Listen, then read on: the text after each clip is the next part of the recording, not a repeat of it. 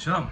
Here is your news update. So the big story, which is tangentially connected to the U.S.-Israel relationship, but really shouldn't be, is the election for New York City mayor, where there are three candidates, one of whom, Mamdani, is a straight-out anti-Semite and anti-Zionist and anti-Israel.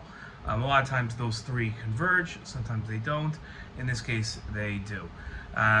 There are Jews who support Mamdani as mayor of New York City. Now, the New York City mayor candidacy elections should have absolutely nothing to do with Israel or the U.S.-Israel relationship. The only reason why it has become an issue is because Mamdani has made Israel a central theme of his life, his short life. He's very, very young, and his candidacy.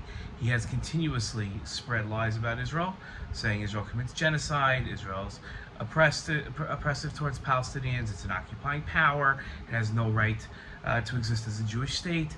He's constantly said statements like these that have called into question his ability to treat Jews as equal people with others. There are many that would argue with that statement and with the statements I've said before, but that's the general consensus in the pro-Israel world, is that he is not a friend and he's an enemy of the Jewish people.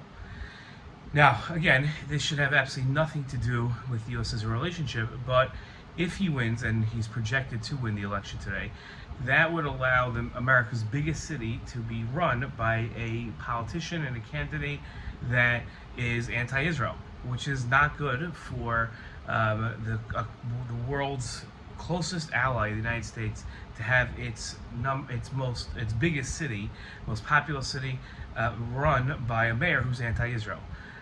It also calls into question if this is the direction that many United States politicians will be going in the anti-Israel direction, where it used to be support of Israel was a bipartisan, just about everybody was on board, understanding the importance of the U.S.-Israel relationship. So my question to you is this: is the Mamdani election, if he's elected, or even his popularity, a one-off exception to the rule?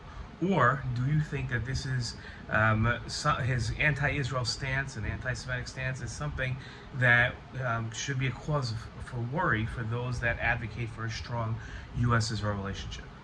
Love to hear your opinion.